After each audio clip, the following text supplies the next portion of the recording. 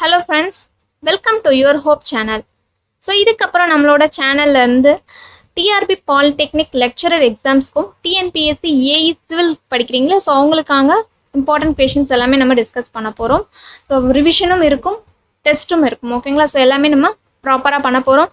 So இந்த வீடியோவில் நம்ம building materials and construction practices சிலபஸில் இருக்க ஒரு டாபிக் பார்க்க போகிறோம். So aquatics. ஓகேங்களா? கண்டிப்பாக வந்து டிஆர்பிலையுமே எக்ஸாம்ஸில் கேட்குறாங்க, டிஎன்பிஎஸ்சிலையுமே கண்டிப்பாக ஒரு கொஷின் நீங்கள் எதிர்பார்க்கலாம். ஸோ ரொம்ப இம்பார்ட்டன்ட் டாபிக் கூட. ஸோ வீடியோ எல்லாருமே ஸ்கிப் பண்ணாமல் பாருங்கள். ஸோ ஃபர்ஸ்ட் கொஷின் பாருங்கள். In an auditorium if the reverberation time works out to a value greater than 5 second is considered as.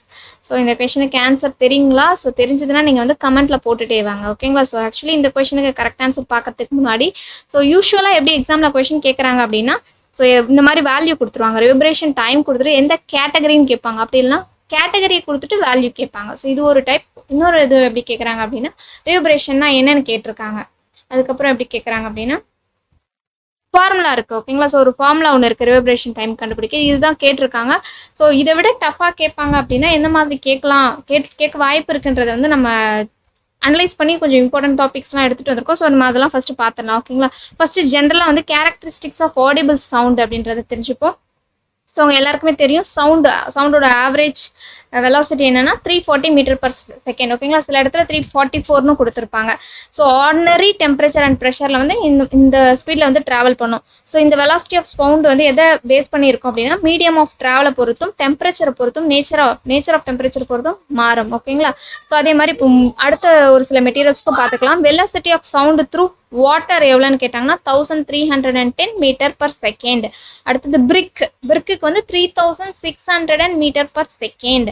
Next ஸ்டீலுக்கு வந்து 4900 மீட்டர் பர் செகண்ட். ஓகேங்களா? So இதெல்லாம் ஏன் சொல்கிறேன் அப்படின்னா, இதெல்லாம் வந்து பேசிக் தான். ஆனால் ஒருவேளை இந்த டாப்பிக்ல இருந்து வேற கொஞ்சம் டஃப்பாக கேட்கணும்னா இந்த மாதிரிலாம் கூட கேட்கறதுக்கு சான்சஸ் இருக்கு.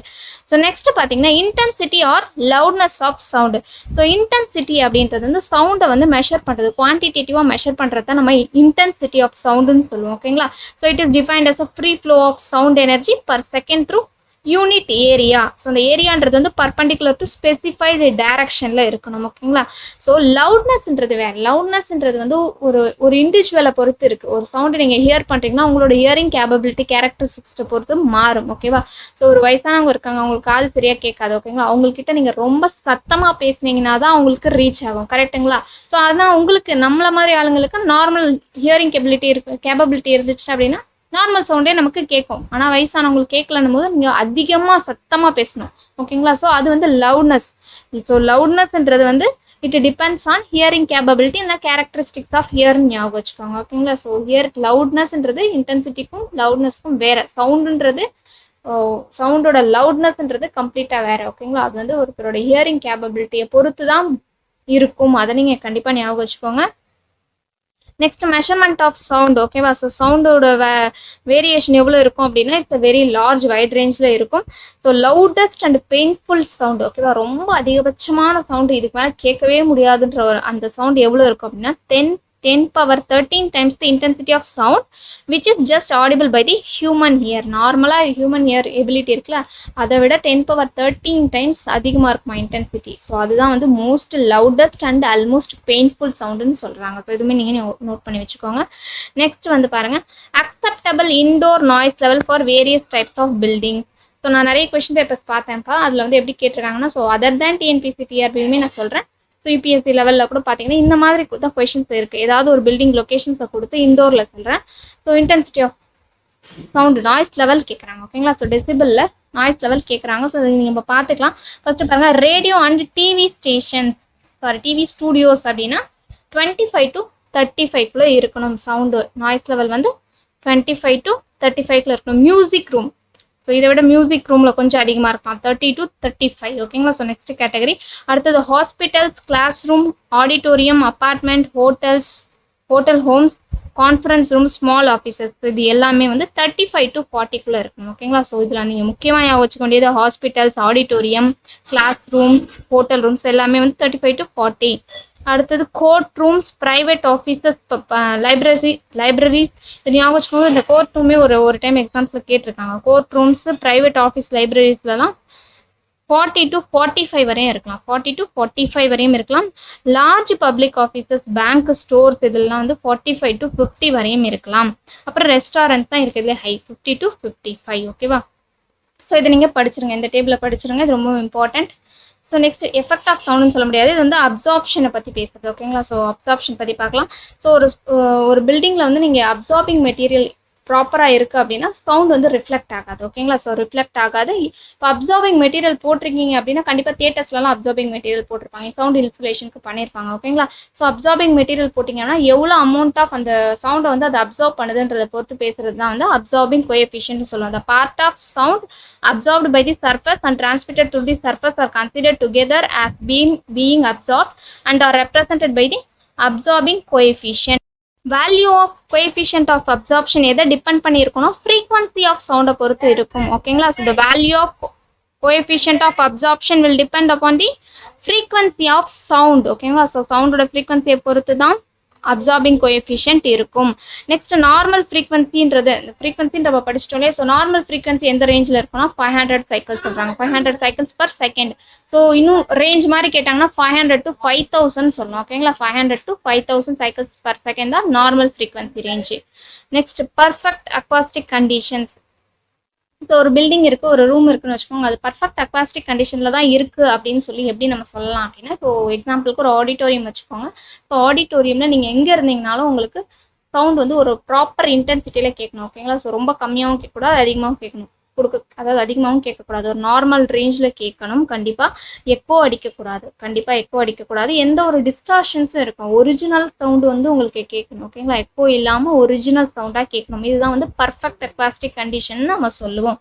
ஆஸ் வெல் சவுண்டை வந்து உங்களுக்கு ஆஃப் பண்ணிட்டாங்கன்னு வச்சுக்கோங்க, சவுண்டை கட் பண்ணிட்டாங்கன்னா அடுத்த செகண்டே அந்த சவுண்ட் வந்து கட் ஆயிடும். உங்களுக்கு எக்கோவாக இருந்தால் தான் லேட்டாக கேட்கும். ஓகேங்களா? ஸோ பர்ஃபெக்ட் அக்வாஸ்டிக் கண்டிஷன் எதை நம்ம சொல்கிறோம் அப்படின்னா, ஸோ ப்ராப்பரான ஆவரேஜான சவுண்டு கிடைக்கணும் உங்களுக்கு, அந்த சூட்டபிள் இன்டென்சிட்டி நம்மளோட இயருக்கு வந்து எந்த ரேஞ்சில் கரெக்டாக கேட்கணுமோ அந்த அளவுக்கு அந்த சவுண்டு இருக்கணும். ஸோ எந்த ஒரு டிஸ்ட்ராக்ஷனும் இருக்கக்கூடாது, எக்கோவும் இருக்கக்கூடாது. சவுண்டை கட் பண்ண உடனே ஆஃப் ஆயிடணும் சவுண்டு. ஓகேங்களா? ஸோ இதுதான் பர்ஃபெக்ட் அக்வாஸ்டிக் கண்டிஷன் சொல்லுவோம். ஸோ அக்வாஸ்டிக்கல் டிஃபெக்ட்னு என்ன சொல்லுவோம் அப்படின்னா, ஸோ எக்கோஸ் இருக்கக்கூடாது. ஓகேங்களா? So no formation of echoes, அதுதான் வந்து அக்வாஸ்டிக் டிஃபெக்ட். அடுத்த ரிவர்பரேஷன். ஸோ ரிவர்பரேஷன்னா என்னன்னா, சவுண்ட் வந்து ஆஃப் பண்ணதுக்கப்புறம் கொஞ்ச நேரத்துக்கு அந்த சவுண்ட் வந்து உங்களுக்கு கேட்குது அப்படின்னா, கட் பண்ணிட்டாங்கன்னா உடனே கட் ஆகணும். ஓகேவா? எக்கோன்றது இன்னும் ஹெவியாக கேட்கும். ஸோ சவுண்டை கட் பண்ணதுக்கப்புறமும் வந்து அந்த சவுண்ட் வந்து கொஞ்சம் நேரத்துக்கு ப்ரொலாங் ஆகுது அப்படின்னா அதுதான் நம்ம ரிவர்பரேஷன் சொல்லுவோம். நெக்ஸ்ட் சவுண்டு போக்கை அண்ட் டெட் ஸ்பாட்ஸ், சில இடத்துல கேட்கவே கேட்காது, அந்த மாதிரி இருக்கிறதுலாம் அக்வாஸ்டிக்கல் டிஃபெக்ட்னு சொல்லுவோம். இன்சஃபிஷியன்ட் லவுட்னஸ், ஸோ சவுண்டே கேட்கல. ஓகேவா? இன்சஃபிஷியண்ட்டாக இருக்குது அப்படின்னா அது insufficient loudness. Exterior noise nuisance or outdoor noise effect. So வெளியிலேருந்து சவுண்ட் வந்து கேட்டுகிட்டே இருக்குது அப்படின்னாலும் அது ஒரு அக்வாஸ்டிக்கல் டிஃபெக்ட். ஓகேங்களா? ஸோ கீழே இருக்க பாயிண்ட் கிடையாது. ஸோ இந்த 5 பாயிண்ட்டு ஞாபகம் வச்சுக்கோங்க. Next formation of echoes. So எக்கோனா என்னன்னு சொல்கிறோம், நம்ம ஒரு சவுண்ட் வேவ்ஸ் ட்ராவல் பண்ணி ஏதோ ஒரு மீடியமில் மோதி திரும்பி வரும். ஓகேங்களா? ஸோ ஒரு வாலில் போயிட்டு இடிச்சுட்டு திரும்பி வந்துச்சு அப்படின்னா அந்த சவுண்டோட அந்த ரெஃப்ளெக்டட் வேவ்ஸை தான் நம்ம எக்கோ அப்படின்னு சொல்லுவோம். ஓகேங்களா? ஸோ எக்கோ ஃபார்ம் ஆகிற கண்டிஷன்ஸ் பார்த்துக்கோங்க. ஸோ எப்போ ஃபார்ம் ஆகுது அப்படின்னா, it is a time lag. The time lag between the two voice or sounds is about 1/17th of a second. 1/17th of a second. இது ஞாபகம் வச்சுக்கோங்க. ஸோ இந்த மாதிரி தான் எக்ஸாமில் கேட்க சான்சஸ் இருக்குது, டஃப்பாக கேட்டாங்க அப்படின்னா. ஸோ formation of echoesன்றது it's normally the time lag between these two voices or sounds is about 1/17th of a second and the reflecting surfaces are suited at a distance greater than 15 meter. So அந்த distance பார்த்தீங்கன்னா greater than 15 metre. டைமில் கேட்டாங்க அப்படின்னா 1/17th of a second. So இதில் நீங்கள் இந்த பாயிண்ட்டை note பண்ணி வச்சுக்கோங்க. ஸோ எக்கோ டிஃபெக்ட் வந்து இன்னும் 2 கண்டிஷன்ஸ்லையும் அக்கர் ஆகும். ஓகேங்களா? ஃப்ரீக்வெண்ட்டாக. ஸோ ஸ்மூத் சர்ஃபஸாக இருந்தாலும் கர்வ்டு சர்ஃபஸாக இருந்தாலும் எக்கோஸ் வந்து ஃபார்ம் ஆகிட்டே இருக்கும். Next reverberation. ரிவர்பரேஷனா ஏற்கனவே நான் சொன்னதான், the prolongation of sound after the source producing it has died out is called reverberation. So சவுண்டை வந்து ஆஃப் பண்ணதுக்கப்புறமும் அந்த சவுண்ட் வந்து ப்ரொலாங் ஆகிட்டே இருக்கு, வந்துட்டே இருக்குது அப்படின்னா அதுதான் நம்ம ரிவர்பரேஷன் சொல்லுவோம். ஸோ ரிவர்பரேஷன் டைமை வந்து ஆப்டிமைஸ் பண்ணணும். ஓகேங்களா? ஸோ அந்த மாதிரி வரக்கூடாது அப்படின்னா எந்த ஃப்ரீக்வன்சியில் இருக்கும், எப்படி இருக்கணும்ன்றதுக்கு ஒரு கண்டிஷன்ஸ்லாம் இருக்குது. ஓகேங்களா? ஸோ ஃபஸ்ட்டு ரிவர்பரேஷனை வந்து டெஃபினேஷனாக பார்க்கணுன்னா, it is a period of time in second which is required for sound energy to decay or diminish by 60 decibels. ஓகேங்களா, ஸோ இது வந்து to decay or diminish by 60 decibels after the sound source has stopped. ஓகேவா, stop பண்ண உடனே 60 decibel இமீடியட்டாக குறையணும். ஓகேங்களா, அப்போ தான் ரிவர்பரேஷன் டைம் வந்து ப்ராப்பராக இருக்குன்னு சொல்ல முடியும். ஸோ இந்த ரிவர்பரேஷன் டைம் வந்து எதை டிபெண்ட் பண்ணியிருக்கணும், absorption characteristics of a surface, சர்ஃபஸோட அப்சார்பிங் கேரக்டரிஸ்டிக், அப்சார்பிங் கோஎஃபிஷியன்ட் எல்லாம் பொறுத்து தான் இருக்கும். ஸோ ரிவர்பரேஷன் டைம் வந்து depend on characteristic of surface, அதாவது அப்சார்பிங் சர்ஃபஸ்னு பார்த்தோம். அது actually inversely proportional to absorbing present, absorption ப்ரெசென்ட்டாக இருக்கும். டைம் ரிவர்பரேஷன் டைம் வந்து directly varies with the dimension of the room. ஓகேங்களா, ஸோ ரூமோட டைமென்ஷன் பொறுத்து டைரக்டாக ரிவர்பரேஷன் டைம் இருக்கும். ஸோ இந்த ஃபார்முலா பார்த்தீங்கன்னா தெரியும். ஸோ ரிவர்பரேஷன் டைமை டீன்னு சொல்கிறோம். It is directly proportional to வீன்றது ஒன்றும் இல்லை, வால்யூம் ஆஃப் தி ரூம். ஓகேங்களா, it is directly proportional to room dimension and inversely proportional to absorbing சொன்னாலே அப்சார்ப்ஷன் சொன்னால் இது A1 A2 A3லாம் கொடுத்துருக்காங்களா, இதெல்லாம் நீங்கள் ஏரியான்னு நினைக்கக்கூடாது. ஓகேங்களா, ஸோ A1 A2 A3ன்றதெல்லாம் கோஎஃபிஷியன்ட் ஆஃப் அப்சார்ப்ஷன். ஓகேங்களா, ஸோ டிஃப்ரெண்ட் மெட்டீரியல்ஸ்க்கான coefficient of absorption. S1 S2 S3ன்னு கொடுத்துருக்காங்களா, அதுதான் area of absorbing surface in metre square. ஓகேவா, ஸோ டீன்றதை நான் ஏற்கனவே சொல்லிட்டேன். ரிவர்பரேஷன் டைம் இன் செகண்ட்ஸில் வரும். அதுக்கப்புறம் இந்த ஏஎஸ் இருக்குது, டிஃப்ரெண்ட் மெட்டீரியல்ஸ் இருக்கும்போது A1 S1 சொல்கிறாங்க. இது ஓவராலாக வந்து என்னென்னு சொல்லுவாங்க அப்படின்னா ஏன்னு எடுத்துக்குவாங்க ஃபார்முலாவில். ஓகேங்களா, ஸோ ஏன்னு எடுத்துக்குவாங்க.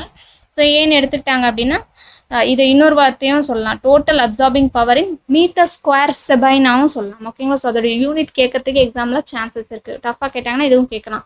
ஸோ ஏ அப்படின்னா என்னன்னா, it is a total absorbing power in metre square செபைன்னு சொல்லலாம். ஓகேங்களா, ஸோ ஃபார்முலா ஞாபகம் வச்சுக்கோங்க, T is equal to 0.16 V divided by A. ஓகேவா, so 0.16 V divided by A. So இதுதான் ரிவர்பரேஷன் ஃபார்முலா. செபைன்ற ஒரு கொடுத்துருப்பாரு, ஞாபகம் வச்சுக்கோங்க, Sabine reverberation formula. So next, so ஏற்கனவே சொன்னோம் இல்லையா, ஸோ வேல்யூஸ் கொடுத்துட்டு கேட்டகரி கேட்பாங்க, இல்லைனா கேட்டகரி சொல்லிட்டு வேல்யூஸ் கேட்பாங்க. ஸோ பாருங்க, கிரேட்டர் தேன் 5 ரிவர்பரேஷன் டைம் இருக்கு அப்படின்னா it is a very bad category. ஓகேங்களா, ரொம்ப மோசமான கண்டிஷன்ல இருக்குன்னு சொல்லலாம். 5 to 3 இருந்துச்சுன்னா பேட். ஓகேங்களா, ஸோ 5 to 3 இருந்துச்சுன்னா பேட். 3 to 2, ஓகேங்களா, அது டேபிளில் மிஸ்ஸிங். 3 to 2 இருந்துச்சு அப்படின்னா ஃபேர்லி குட். 3 to 2 இருந்துச்சுன்னா ஃபேர்லி குட். 2 to 1.5, ஓகேங்களா, 2 to 1.5 இருந்துச்சுன்னா குட். ஓகேங்களா, 2 to 1.5 இருந்தால் குட். 1.5 to 0.5 கண்டிஷனில் இருந்தால் வெரி குட். இது கீழே இருந்துச்சுன்னா இன்னுமே குட். ஓகேங்களா, ஸோ இதுவுமே இதை விட சூப்பர்னு சொல்லலாம். ஸோ 3 to 2ன்ற கேட்டகரி மிஸ்ஸிங், இது வந்து ஃபேர்லி குட் கண்டிஷன்னு சொல்லுவோம். ஸோ எக்ஸாம்ஸில் இது கொஷின்ஸ் கண்டிப்பாக இந்த மாதிரி கேட்கறதுக்கு சான்சஸ் இருக்குது.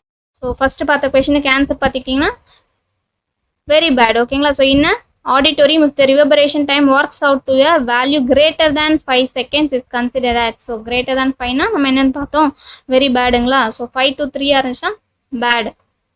அடுத்தது 3 to 2 இருந்துச்சுன்னா ஃபேர்லி குட். 2 to 1.5 இருந்தால் குட். ஸோ 1.5 to 0.5 இருந்தால் வெரி குட். ஸோ இதை நீங்கள் ஞாபகம் வச்சுக்கணும், கண்டிப்பாக வந்து எழுதி வச்சுக்கோங்க, கண்டிப்பாக இதை படிங்க எக்ஸாம்ஸ்க்கு.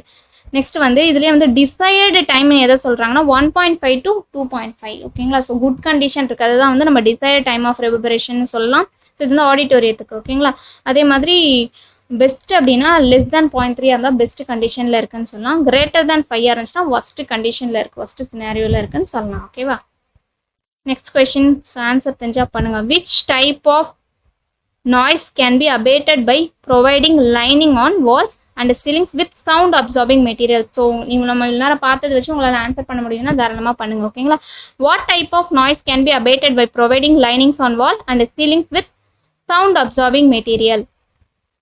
ஸோ எந்த நாய்ஸை தடுக்கிறதுக்கு நம்ம அப்சார்பிங் மெட்டீரியல் கொடுக்குறோம். ஸோ இந்த கொஷனுக்கு கரெக்ட் ஆன்சர் ரிஃப்ளெக்ஷன் நாய்ஸ். ஓகேங்களா, ஸோ அப்சார்ப் ஆகிடுச்சுன்னா ரிஃப்ளெக்ட் ஆகாது. ஓகேங்களா, ஸோ நம்மளோட ஜென்ரல் ஆடிட்டோரியம்லாம் நம்ம என்ன பண்ணுவோம் அப்படின்னா ரிஃப்ளெக்ட் ஆகக்கூடாது அப்படின்றதுக்காக தான் அப்சார்பிங் மெட்டீரியல் கொடுப்போம். ரிஃப்ளெக்ட் ஆச்சுன்னா எக்கோ ஆகிடும். ஓகேங்களா, ஸோ எக்கோ சவுண்ட் வந்துடும். So next question. Human beings are most sensitive to sound oscillations with frequencies between. So நான் இப்போ கொடுத்துருக்க கொஷின் எல்லாமே வந்து டிஎன்பிஎஸ்சியில் கேட்ட கொஷின்ஸ், அப்புறம் டிஆர்பியில் கேட்ட கொஷின்ஸ் தான் இருக்கும். ஓகேங்களா, முக்கியமாக அதுலேருந்து தான் எடுத்திருக்கேன் இன்றைக்கி இந்த வீடியோவில். ஸோ கரெக்ட் ஆன்சர் தெரிஞ்சால் பண்ணுங்கள். ஸோ நான் இதுக்கு ஆக்சுவலி நான் சொல்லும் போது வேற ஒரு வேல்யூ சொல்லியிருப்பேன், ஆனால் வந்து அதுதான் ஆக்சுவல் கரெக்ட் ஆன்சர். இங்கே கொடுத்துருக்கிறது வந்து ஆப்ஷன்ஸில் இப்படி தான் கொடுத்துருக்காங்க. ஸோ கரெக்ட் ஆன்சர் பார்த்துக்கிட்டிங்கன்னா 500 to 5000 cycles per second. So example கொடுத்த இந்த ஆப்ஷனில் பார்த்தீங்கன்னா அது கிடையாது, இப்படி தான் கொடுத்துருக்காங்க. 400 to 4000 கொடுத்துருக்காங்க. ஸோ அப்படி கேட்டாங்கன்னா நீங்கள் எப்படி ஆப்ஷனில் 500 to 5000 இருந்தால் நீங்கள் அதையே சூஸ் பண்ணிக்கலாம். ஒருவேளை அப்படி இல்லாமல் இதே மாதிரி கொடுத்தாங்கன்னா நீங்கள் இப்படி சூஸ் பண்ணிக்கோங்க. அதே மாதிரி ஃப்ரீக்வன்சி வந்து எந்த ரேஞ்சில் ஹியரபிள்னா 20 to 20,000 இருந்தாலும் நீங்கள் சூஸ் பண்ணிக்கலாம், 10 to 20,000 இருந்தாலும் சூஸ் பண்ணிக்கலாம். கண்டிப்பாக ரெண்டுமே ஆப்ஷனில் வைக்க மாட்டாங்க, ஓகேங்களா? ஸோ அதுவும் நீங்கள் தெரிஞ்சுக்கோங்க. So human hear sound waves இருக்கு இல்லையா? So human can hear sound waves இந்த frequency range of 10 to 20,000 hertz. ஒருவேளை ஆப்ஷனில் இப்படி இல்லாமல் 20 to 20,000 ஹெர்ட்ஸ் இருந்தால் நீங்கள் அதை சூஸ் பண்ணிக்கோங்க. நெக்ஸ்ட் கொஸ்டின் ஆன்சர் பண்ணுங்க. Sabine's formula to calculate reverberation time is. So Sabine's formula so இப்போ தான் கொஞ்ச நேரத்துக்கு முன்னாடி பார்த்தோம் இல்லையா? So correct answer option B, ஓகேங்களா? ஸோ ஆப்ஷன் பி தான் correct answer. T equal to 0.16 V by A. So ஏன்றதை மீட்டர் ஸ்கொயர் செபைனாவும் சொல்லுவாங்கன்னு நான் ஏற்கனவே சொன்னேன். ஸோ அதையும் நீங்கள் ஞாபகம் வச்சுக்கோங்க. Next, as per BIS code the acceptable indoor noise level in hospitals. So indoor noise level in hospitals யாராவது ஆன்சர் பண்ணுறீங்களா? தெரிஞ்சு ஆன்சர் பண்ணுங்க. ஸோ இதுக்கு கரெக்ட் ஆன்சர் பார்த்திங்கன்னா 40 டெசிபிள், ஓகேங்க. ஸோ ரேஞ்ச் வந்து 35 to 14 கொடுத்துருப்பாங்க. ஸோ ஆப்ஷனை பார்க்கும்போது நமக்கு 40 தான் கரெக்ட் ஆன்சர். ஸோ ஞாபகம் இருக்குங்களா? ஸோ பார்த்துக்கோங்க, தேர்ட் கேட்டகரியில் இருக்குது 35 to 40. So tinnitus is due to tinnitus அப்படின்னா காதுக்குள்ள ஒரு ரிங்கிங் சவுண்டு ஈன்னு கேட்கும்ல, அதுதான் வந்து tinnitus அப்படின்னு சொல்லுவாங்க. அது எப்போ கேட்கும் அப்படின்னா நம்ம ரொம்ப நேரமாக வந்து ஒரு சவுண்டில் வந்து எக்ஸ்போஸ் ஆகிட்டோம், ரொம்ப ஹை இன்டென்சிட்டி ஆஃப் சவுண்டுக்கு வந்து நம்ம எக்ஸ்போஸ் ஆகிருக்கோம் அப்படின்னா அந்த சவுண்டு நமக்குள்ளே கேட்கும், ஈன்னு ஒரு சவுண்டு கேட்கும், ஓகேங்களா? ஒரு வைப்ரேஷன் மாதிரி ஒரு சவுண்டு கேட்கும், அதுதான் tinnitusன்னு சொல்லுவோம், ஓகேங்களா? It is a sound pollution சொல்லலாம். So tinnitus is a sound pollution. So ரொம்ப நேரமாக அந்த சவுண்டு கேட்டுகிட்டே இருந்தோம்னா தான் அந்த மாதிரி இருக்கும். Prolonged exposure to noise can cause irreversible hearing loss and ringing in your ear, okay, known as tinnitus. Even those who don't live in a bustling city can be a victim to noise pollution. So நம்ம வந்து சிட்டியில் கூட இல்லாமல் இருக்கலாம், ஓகேங்களா? ஆனால் வந்து நமக்கு அந்த விக்டிமாக இருப்போம். நாய்ஸ் பொல்யூஷனுக்கு ரொம்ப நேரம் எக்ஸ்போஸ் ஆனோம் அப்படின்னா நமக்கு அந்த சவுண்ட் வந்து வரலாம். ஸோ இந்த கொஸ்டினுக்கு கரெக்ட் ஆன்சர் பண்ணுங்க. The intensity of sound wave combined with reception characteristics of ear is known as. நான் சொல்லியிருக்கேன், இந்த கொஸ்டினுக்கும் கரெக்ட் ஆன்சர் சொல்லுங்க. So intensity of sound wave combined with reception characteristics of ear is known as. So correct answer loudness, ஓகேங்களா? So loudnessன்றது hearing capability of பொறுத்து தான் இருக்கும்னு நான் சொன்னேன். So next question, sound absorption means. Sound absorptionsனா என்ன மீன் பண்றாங்க? So correct answer option C, ஓகேங்களா? Option C தான் correct answer. So prevention of reflection of sound தான் correct answer. Sound waves, sound absorption அப்படின்றது சவுண்டை வந்து ப்ரிவென்ட் பண்ணுறதுக்காக, ரிஃப்ளெக்ட் ஆகக்கூடாதுன்றதுக்காகவும் ப்ரிவென்ட் பண்ணணுன்றதுக்காகவும் கொடுக்குறது. Next question, the sound which contains even after source is cut off is called. So இதெல்லாமே டிஎன்பிஎஸ்சியில் டேரெக்டாக கேட்ட questions. நீங்கள் கொஷின் பேப்பர்ஸ் வச்சுருந்தீங்கன்னா பார்த்துருந்தீங்கன்னா தெரியும். So the sound which contains even after source is cut off is called. Cut பண்ணதுக்கு அப்புறமும் sound வருது அப்படின்னா அதை நம்ம என்னன்னு சொல்லுவோம்? ரிவர்பரேஷன் சொல்லுவோம், ஓகேங்களா? ஆப்ஷன் பி தான் correct answer. Next question, acceptable noise level in decibel for auditorium. ஆடிட்டோரியம்கான சவுண்டு. ஸோ இந்த டேபிள் நீங்கள் படிச்சிட்டிங்கன்னா நீங்கள் வந்து இந்த டாப்பிக்கில் வந்து ஒரு முக்கியமான பார்ட்டை முடிச்சிட்டிங்கன்னு சொல்லணும். So acceptable noise level in decibel for auditorium. So correct answer option C, ஓகேங்களா? ஸோ 35 to 40 தான் கரெக்ட் ஆன்சர். ஸோ இங்கே இருக்குது hospitals, class room, auditorium. So இதெல்லாமே இந்த 35 to 40 ரேஞ்சில் இருக்குது. Final question, an acceptable noise level in decibel for residential and business area as per IS 4594 1968. So என்ன கேட்டிருக்காங்க, நாய்ஸ் லெவல் ஃபார் ஏரியாஸாக கொடுத்துருக்காங்க, பில்டிங் வைஸ் கொடுக்கல, ஓகேங்களா. பில்டிங் கேட்டகரி வைஸ் கொடுக்காம ரெசிடென்ஷியல் அண்ட் பிஸ்னஸ் ஏரியாஸ்னு கொடுத்துருக்காங்க. ஸோ இது வந்து இன்டோர் நாய்ஸ் கிடையாது, ஓகேங்களா. ஸோ இது வந்து அவுட்டோர் நாய்ஸ். அந்த கோடையும் நீங்கள் அப்படியே நோட் பண்ணி வச்சுக்கோங்க. So IS 4594/1968. ஸோ இந்த கொஸ்டினுக்கு கரெக்ட் ஆன்சர் பார்த்தீங்கன்னா ஆப்ஷன் பி 40 to 50 டெசிபல் இருக்கலாம். ஸோ அந்த கோடு வந்து நான் உங்களுக்கு டெலகிராம் குரூப்பில் ஷேர் பண்ணிடுறேன், ஓகேங்களா. ஸோ ஷேர் பண்ணுறேன், இப்படி தான் கொடுத்துருக்காங்க அந்த கோட் புக்கில். So acceptable outdoor noise level கொடுத்துருக்காங்க, அப்புறம் வந்து indoor noise for different category of பில்டிங்ஸ்க்கு கொடுத்துருக்காங்க. ஸோ பார்த்துக்கணும். நீங்கள் கொஷினில் என்ன கேட்டிருக்காங்க அப்படின்னா ரெசிடென்ஷியல் அண்ட் பிஸ்னஸ்னு கேட்டிருக்காங்க, ஓகேங்களா. வெறும் ரெசிடென்ஷியல் அர்பன் ஏரியான்னு கேட்டால் 35 to 45. கொஷினில் வந்து ரெசிடென்ஷியல் அண்ட் பிஸ்னஸ் ஏரியான்னு கேட்டிருக்காங்க. ஸோ 40 to 50 தான் கரெக்ட் ஆன்சர், ஓகேங்களா. ஸோ இந்த டேபிள் உங்களுக்கு சரியாக வியூ ஆகலனாலும் பரவாயில்ல, நான் உங்களுக்கு இந்த கோட் புக்கை ஷேர் பண்ணிடுறேன் டெலகிராம் குரூப்பில். ஓகே ஃப்ரெண்ட்ஸ், இந்த வீடியோ எப்படி இருந்துச்சு, யூஸ்ஃபுல்லாக இருந்துச்சுன்னு சொல்லுங்கள். யூஸ்ஃபுல்லாக இருந்துச்சா? ஸோ ஆஸ் வெல் நம்ம கண்டினியூஸாக வந்து படிக்க போகிறோம். எல்லாருமே வந்து அதே ஃபயரோட படிக்க ஆரம்பிச்சிருங்க, ஓகேங்களா. ஸோ கண்டிப்பாக வந்து நம்ம நெக்ஸ்ட் 6 மந்த்தில் வந்து எந்த ஒரு சிவில் எக்ஸாம்னாலும் நம்ம கான்ஃபிடென்ட்டாக அட்டன் பண்ணணும், அந்த ரேஞ்சுக்கு நம்ம ப்ரிப்பேர் ஆயிடலாம், ஓகேங்களா. ஸோ வீடியோ பிடிச்சிருந்தா லைக் பண்ணுங்கள், ஷேர் பண்ணுங்கள், கமெண்ட் பண்ணுங்கள், மறக்காமல் நம்ம சேனலுக்கு சப்ஸ்கிரைப் பண்ணிக்கோங்க. தேங்க்ஸ் ஃபார் வாட்சிங்.